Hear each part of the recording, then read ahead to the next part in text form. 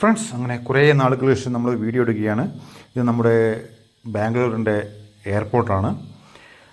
ഇവിടെ രണ്ട് ടെർമിനലാണുള്ളത്, terminal 1 and terminal 2. അപ്പോൾ നമ്മൾ ടെർമിനൽ 2 ഇറങ്ങുന്നില്ല.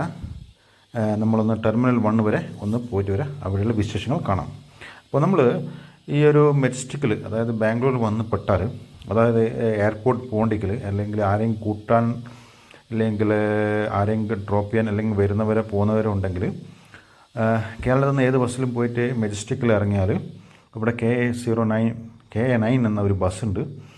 അതിൽ കയറി നിങ്ങൾക്ക് ഡയറക്റ്റായിട്ട് എയർപോർട്ടിലേക്ക് പോകാം. അത് AC വോൾവോ ബസ്സാണ്. അപ്പോൾ ലോ ഫ്ലോർ. അപ്പോൾ ഒരു നല്ലൊരു യാത്ര നമുക്ക് കിട്ടും. അതാണ് നമ്മുടെ ബാംഗ്ലൂരിലെ എയർപോർട്ട് എന്താണ് ട്രാവൽസ്. അപ്പോൾ നമ്മൾ മെജസ്റ്റിക്ക് പോകുന്നില്ല, അതിൻ്റെ അടുക്ക് നിന്നും, ഹെബ്ബാളിനടുത്ത് നിന്നാണ് ഈ ഒരു എയർപോർട്ടിലേക്ക് പോകുന്നത്. അപ്പോൾ അവിടെ നിന്ന് മെജസ്റ്റിക്കിൽ നിന്ന് ഏകദേശം 300 രൂപ മാത്രമേ ഉള്ളൂ. അപ്പോൾ നമുക്ക് അവിടെ നിന്ന് ബസ് കയറി, അപ്പോൾ കാണുന്ന കാഴ്ചയാണിത്. നൈറ്റ് ആയതുകൊണ്ടാണ് നമ്മൾ നൈറ്റിലാണ്, ഒരു ഏകദേശം 8 മണിക്ക് ശേഷമാണ് നമ്മൾ പോകുന്നത്. അപ്പോൾ അങ്ങനെ പോകുമ്പോൾ നമുക്ക് ഈ ഒരു മെട്രോ, അവിടെ പൂർത്തിയാകാത്ത പണി നടക്കുന്ന മെട്രോ ലൈൻ നമുക്ക് കാണാൻ പറ്റും. ഈ ഹെബ്ബാൾ ഫ്ലൈ ഓവറിൽ കഴിഞ്ഞിട്ടുള്ള ഒരു ലൊക്കേഷനാണ്. അതിൻ്റെ സൈഡിലൊക്കെ കാണുന്നത് ഈ ബിൽഡിങ്ങുകളൊക്കെ IT പാർക്സുകളും ഓഫീസുകളുമാണ്. അപ്പാർട്ട്മെൻറ്റ് ഇവിടെ ഇല്ല. ഈ ഒരു ഏരിയ ഒക്കെ IT ഹബ്ബാക്കി മാറ്റിയിരിക്കുകയാണ്. അപ്പോൾ ഒരുപാട് കമ്പനി, ബ്രിഗേഡ്, അതേപോലെ പല പല കമ്പനി, പ്രസ്റ്റീജ്, അവരുടെ ബിൽഡിങ്ങാണ് നമ്മൾ കാണുന്നത്. അതിനുശേഷം നമുക്ക് റെസിഡൻഷ്യൽ ഏരിയ മാത്രമാണ് കാണാൻ പറ്റുക. അങ്ങനെ നമ്മൾ നേരെ എയർപോർട്ടിലേക്ക് പോവുകയാണ്. ഈ ഒരു നൈറ്റ് ടൈമിന് ഒരു പ്രത്യേകത എന്ന് വെച്ചാൽ നമുക്ക് ലൈറ്റായിട്ട് എല്ലാം കാണാൻ പറ്റും. അതൊരു പ്രത്യേക വൈബായിരിക്കും. ഓറ, അതായത് വിദേശങ്ങളിൽ പോകുന്ന ഒരു ഓറ നമുക്ക് കാണാൻ പറ്റും. അപ്പോൾ നമുക്കൊന്ന് കാണാം. അങ്ങനെ നമ്മൾ BMTC ബസ്സിൽ ലോ ഫ്ലോറിലാണ് പോകുന്നത്.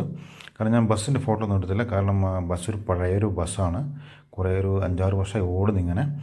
അപ്പോൾ അതിൻ്റെ ഒരു പഴക്കവും ക്ലാരിറ്റി ഇല്ലായ്മയൊക്കെയുണ്ട്. ഇത് അതിൻ്റെ ഗ്ലാസ് നിന്ന് എടുത്ത ഔട്ട് സൈഡ് വ്യൂ ആണ്. അതും അത്ര ക്ലിയറിറ്റി ഇല്ല. പിന്നെ മഴയൊക്കെ ഇടയ്ക്കൊക്കെ ഇങ്ങനെ പെയ്യുന്നുണ്ട്. പിന്നെ ഇതിൻ്റെ ഇൻഫ്രാസ്ട്രക്ചർ നോക്കുകയാണെങ്കിൽ ഇവിടെയൊക്കെ മെട്രോൻ്റെ പിയറുകളും റെഡി ആയിട്ടുണ്ട്. അപ്പോൾ ബ്രിഡ്ജൊക്കെ ലെവലാക്കി വരുന്നതേ ഉള്ളൂ. അതൊരു പുതിയ മെട്രോ ലൈനാണ്. ബാംഗ്ലൂർ എയർപോർട്ട് മുതൽ നമ്മുടെ സിറ്റി വരെ ബന്ധിപ്പിക്കുന്ന എയർപോർട്ട് മെട്രോ എന്നൊക്കെ പറയാം. അപ്പോൾ ഇത്ര നാളും അതില്ലായിരുന്നു. അപ്പോൾ നമ്മളങ്ങനെ ഈ ഒരു സ്റ്റേഷനിലെത്തി, നമ്മുടെ എയർപോർട്ടിലേക്ക് എത്തി. അപ്പോൾ അവിടെ നിന്ന് നമുക്ക് കാണുന്ന കാഴ്ചയാണ് ഇതൊക്കെ. കാരണം ഈ ഒരു ലൈനിൽ, അതായത് വാഹനങ്ങൾ നിർത്തിയില്ല, അവിടെ നമുക്ക് സാധാരണക്കാർക്ക് എൻട്രി ഇല്ല, സാധാരണ വെഹിക്കിൾസും എൻട്രി ഇല്ല. അത് VVIP എൻട്രി മാത്രമാണ്. പക്ഷേ CRPFൻ്റെ ഡ്യൂട്ടി കഴിഞ്ഞ് അവരെ ഇറക്കി കൊണ്ടുപോയി പിന്നെ കൂട്ടിക്കൊണ്ടു പോകാനും ഉള്ള വണ്ടികളാണിത്. പിക്കപ്പ് ആൻഡ് ഡ്രോപ്പ് ഏരിയ ആണിത്. അവരെ ഡ്യൂട്ടി ചേഞ്ച് ചെയ്യുന്ന സമയമാണ്. അതുകൊണ്ടാണ് വണ്ടികൾ, അതായത് ബസ്സുകൾ അവിടെ വന്ന് നിർത്തിയത്. അപ്പോൾ ഇത് അവരെ ഇറക്കി, അല്ലെങ്കിൽ ഒരു നെക്സ്റ്റ് ഡ്യൂട്ടിക്ക് പോകുന്നയാളെ ഇറക്കി, പിന്നെ റെസ്റ്റ് പോകുന്നയാളെ തിരിച്ചു കൊണ്ടുപോകും. പിന്നെ ഇതിൻ്റെ ഓപ്പോസിറ്റ് നമുക്ക് നല്ലൊരു ഗാർഡനും പിന്നെ ടീ ഷോപ്പൊക്കെ കാണാൻ പറ്റും. ഒരു ബ്ലാക്ക് ടീക്ക് ഞാൻ കൊടുത്തത് ഏകദേശം 65 രൂപയാണ്. എങ്കിലും ഓക്കെ.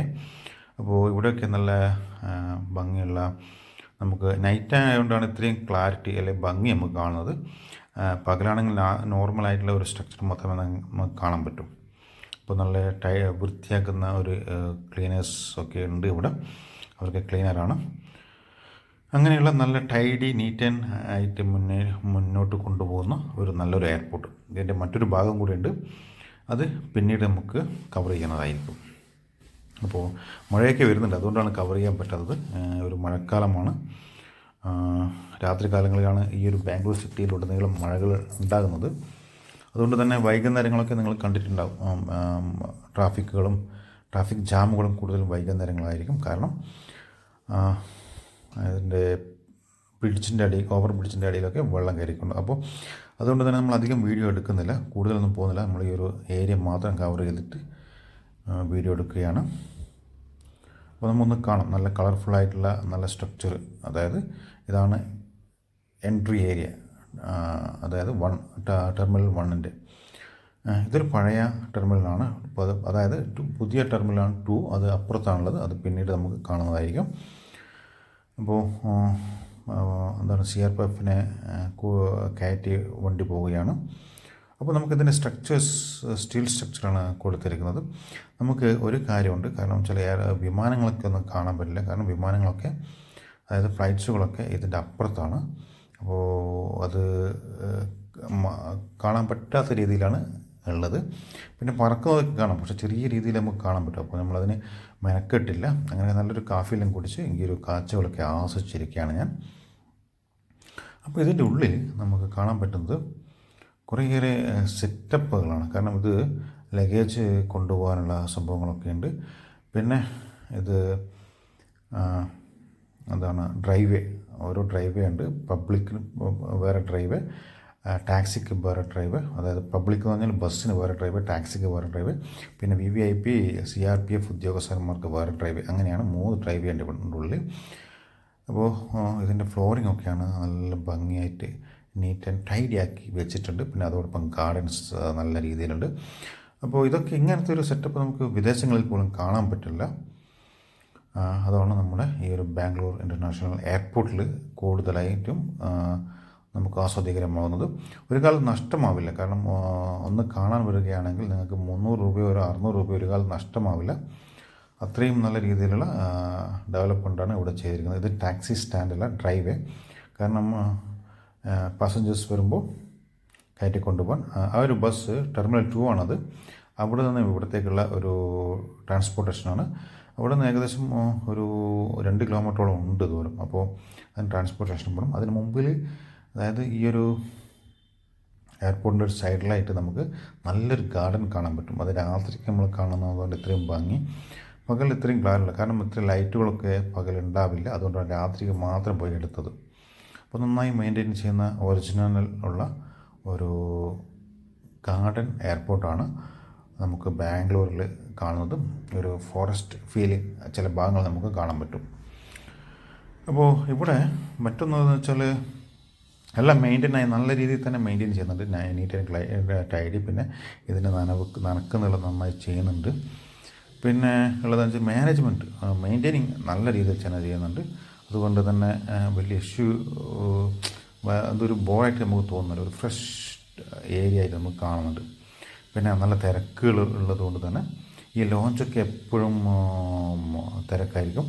ഇവിടെ ബസ് സർവീസ് എങ്ങനെയാണെന്ന് വെച്ചാൽ ഇതൊക്കെയാണ്.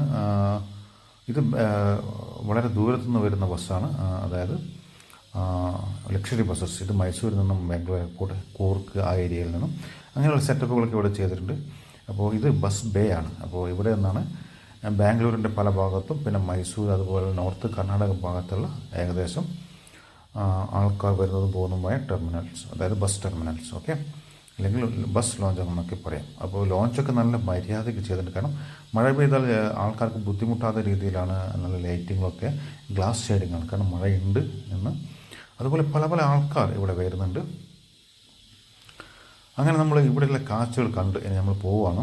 നമ്മൾ ഈ ഒരു ബസ് പോകുന്നത് ഈ സെക്കൻഡ് ടെർമിനലിലെ ആൾക്കാരെ എടുത്തിട്ടായിരിക്കും പോകുന്നത്. കാരണം അതിനായിട്ട് പ്രത്യേക ബസ്സൊന്നും പോകുന്നില്ല. ടെർമിനൽ 1ൻ്റെ ആൾക്കാരെ എടുത്ത് പിന്നെ ടെർമിനൽ 2ലേക്ക് എടുത്തിട്ടാണ് ഈ ബസ് പോകുന്നത്. അപ്പോൾ ഏകദേശം ഫ്ലൈറ്റൊന്നും ഇല്ലെങ്കിൽ ബസ്സൊക്കെ കാലിയായിരിക്കും. പക്ഷേ ബസ് ഏകദേശം 5-10 മിനിറ്റിനുള്ളിൽ അവിടെ നിന്ന് പാസ്സാകുന്നുണ്ട്. അത് മെജസ്റ്റിക്കിലേക്ക് ഇല്ലെങ്കിൽ മറ്റുള്ള ഏരിയകളിലേക്കാണ് ട്രാൻസ്പോർട്ടേഷൻ ഉള്ളത്. അപ്പോൾ ഏരിയ വൈസ് അതിൻ്റെ പ്രൈസ് മാറിക്കൊണ്ടേയിരിക്കും. അങ്ങനെ ഇതാണ് റോഡ്, എക്സിറ്റിലേക്കുള്ള റോഡ്, എക്സിറ്റിലേക്കുള്ള നമ്മൾ ടെർമിനൽ 2ലേക്കുള്ള റോഡ്. അപ്പോൾ നമുക്ക് അതിലെ കുറച്ച് കാഴ്ചകൾ കാണാം. അതും നല്ല ഭംഗിയായി ചെയ്തിട്ടുണ്ട്. പിന്നെ ഓരോ കമ്പനീൻ്റെ എംബ്ലമാണ്. ബ്രിഗേഡ് എന്നൊരു കമ്പനി, പ്രസിദ്ധമായ കമ്പനിയാണ് ബാംഗ്ലൂരിൽ. അതിൻ്റെ ഒരു എംബ്ലമാണിത്. അപ്പോൾ ഇങ്ങനെ നന്നായി രീതിയിൽ മെയിൻറ്റെയിൻ ചെയ്തിട്ടുള്ള ഒരു, അതിന് പഴക്കം തിരിയില്ല. ഒരു 5-10 വർഷമാണെങ്കിലും ഇതിന് പഴമയെന്ന് നമുക്കിപ്പോൾ മനസ്സിലാവില്ല. കാരണം അത്രയും ക്ലീനായി നീറ്റ് ആൻഡ് ടൈഡിയാണ് ഈ ഒരു എയർപോർട്ട്. അപ്പോൾ ചെറിയ മഴയൊക്കെ ഉണ്ടെങ്കിലും നമ്മൾ മുന്നോട്ട് പോവുകയാണ്.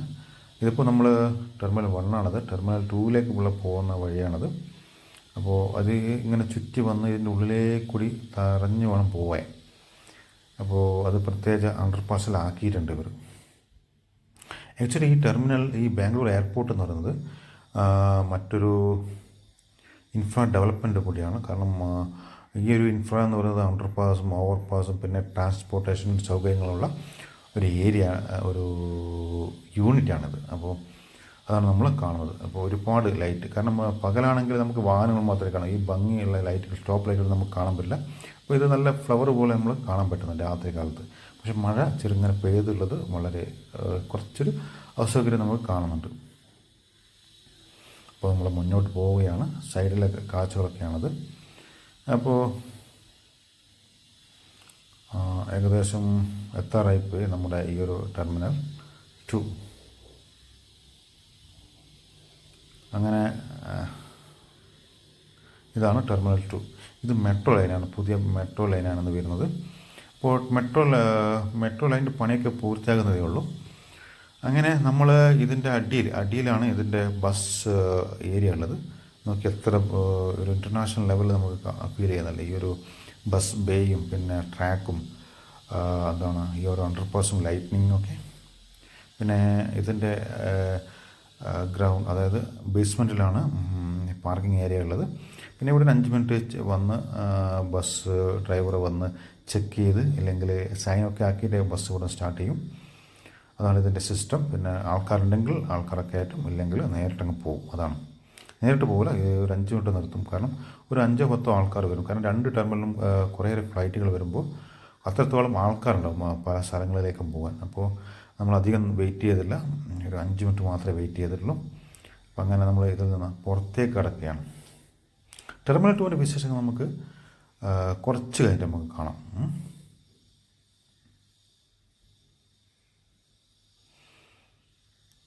അപ്പോൾ നല്ല സിഗ്നലുകളോട് കൂടിയ എൻട്രിയും എക്സിറ്റും ഒക്കെയാണ് ഇവിടെ ഉള്ളത്.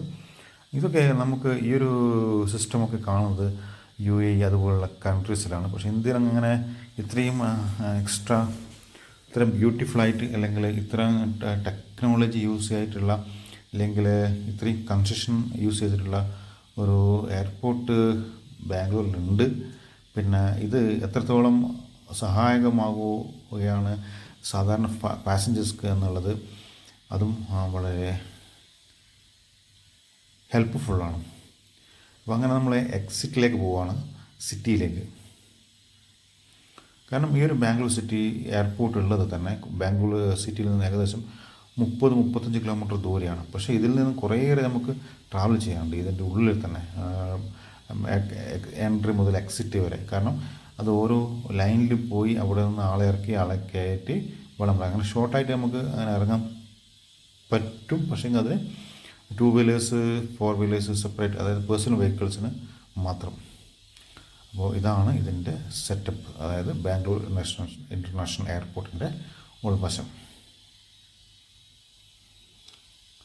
കാരണം മഴയായതുകൊണ്ട് ചെറുങ്ങനെ മഴപ്പാറുന്നുണ്ട്, ഡ്രിസിലിംഗ് ഉണ്ട്. അതുകൊണ്ട് തന്നെ നമുക്ക് ആ ഒരു ഇതിലെ നമുക്ക് വീഡിയോ എടുക്കാൻ പറ്റിയല്ലോ, അതുകൊണ്ട് ക്ഷമിക്കുക. അപ്പോൾ പുതിയ വീഡിയോസ് നമുക്ക് എന്നും കാണാൻ പറ്റും, പുതിയ പുതിയ കാഴ്ചകളുമായി. എവിടെയും പോകുന്നില്ല. പിന്നെ ഇതിൻ്റെ സംഭവം എന്ന് വെച്ചാൽ ലൈറ്റ് സെറ്റിംഗ് എന്ന് നോക്കിയാൽ, കാരണം ഇവിടെ ഇതുണ്ട്, സ്റ്റോപ്പേജ് ഉണ്ട്. കാരണം വളരെ റഷായിട്ട് വാഹനങ്ങൾ പോകുന്നതാണ് ഇതിലേക്ക് കൂടി. അപ്പോൾ സ്റ്റോപ്പേജൊക്കെ ഒന്നുമില്ലെങ്കിൽ ചിലപ്പോൾ അപകടങ്ങളിൽപ്പെട്ട് പിന്നെ ബ്ലോക്കായി ഒക്കെ എന്താ പറയുക, ടെക്നിക്കലായിട്ട് നമുക്ക് പോകാൻ പറ്റില്ല. അപ്പോൾ നല്ല രീതിയിൽ തന്നെ ഈ ഒരു സിസ്റ്റം കൊണ്ടുവന്നിട്ടുണ്ട്. ഓവർ ട്രാഫിക് ഇല്ലാത്ത രീതിയിൽ. ചിലപ്പോഴൊക്കെ ട്രാഫിക് ഉണ്ടാകാൻ ചാൻസ് ഉണ്ട്, പക്ഷേ മിക്കതും അത് കുറയ്ക്കാനുള്ള സിറ്റുവേഷൻ ഇവിടെ തന്നെ ലഭ്യമാണ്. അതാണ് ഈ ഒരു ഇൻ്റർനാഷണൽ എയർപോർട്ടിൻ്റെ പ്രത്യേകത. ഡ്രൈവറാണ് നല്ല സുന്ദരമായി ഡ്രൈവ് ചെയ്യുന്നതാണ്. മുമ്പിൽ കാണുന്ന ഡ്രൈവറാണ്. എനിക്കങ്ങനെ നിന്നിട്ട് പോയിട്ടെടുക്കാൻ പറ്റില്ല, കുറേ ആൾക്കാരൊക്കെ ഉള്ളതുകൊണ്ട് അവരെന്താണ് ചെയ്യുന്നത് വിചാരിക്കും. ഞാൻ നേരെ ഡ്രൈവറിൻ്റെ സീറ്റിൻ്റെ ബാക്കിലാണ് ഇരുന്നത്, അവിടെ നിന്നാണ് എടുക്കുന്ന വീഡിയോ ആണിത്. അപ്പോൾ ഇതിൻ്റെ സൈഡിൽ നമുക്ക് കാണാൻ പറ്റുന്നത് നല്ല മനോഹരമായ ലൈറ്റിംഗ് ആണ്. അതും അതൊരു ഇൻഫ്രാസ്ട്രക്ചർ ഡെവലപ്മെൻറ്റാണിത്. കാരണം രാത്രി കാലങ്ങളിൽ ഇത്രയും മനോഹരമായി ഡ്രൈവ് ചെയ്യുന്ന ഒരു ഇൻ്റർനാഷണൽ വേ കാണാൻ പറ്റും, ഇൻ്റർനാഷണൽ റൂട്ട്. അതുകൊണ്ട് തന്നെയാണ് ഇൻ്റർനാഷണൽ എയർപോർട്ട് എന്നുള്ള ഒരു പേരും വരാൻ കാരണം. നല്ല രീതിയിൽ മെയിൻറ്റെയിൻ ചെയ്തിട്ടുള്ള പിന്നെ ലൈറ്റും പിന്നെ കാര്യങ്ങളും പിന്നെ സിഗ്നലും അതൊക്കെ നല്ല രീതിയിൽ തന്നെ ചെയ്തിട്ടുണ്ട്. ആർച്ചൊക്കെ കാണുന്നില്ലേ, അപ്പോൾ ഇതാണ് നമ്മുടെ സൂപ്പർ ഇൻ്റർനാഷണൽ എയർപോർട്ട്. പിന്നെ ഇതിൻ്റെ സൈഡിൽ ഇപ്പോൾ മെട്രോൻ്റെ വർക്ക് വരുന്നത് കൊണ്ട് തന്നെ അതിൻ്റെ ബാരിക്കേഡുകളൊക്കെ നിർമ്മിച്ചിട്ടുണ്ട്. അതാണ് ഈ കാണുന്നത്. കാരണം ഇല്ലെങ്കിൽ നമുക്കൊരു നല്ലൊരു ചെടികളൊക്കെ കാണാൻ പറ്റുമല്ലോ. പക്ഷേ ഇത് മെട്രോൻ്റെ വർക്ക് നടക്കുന്നുകൊണ്ടാണ്.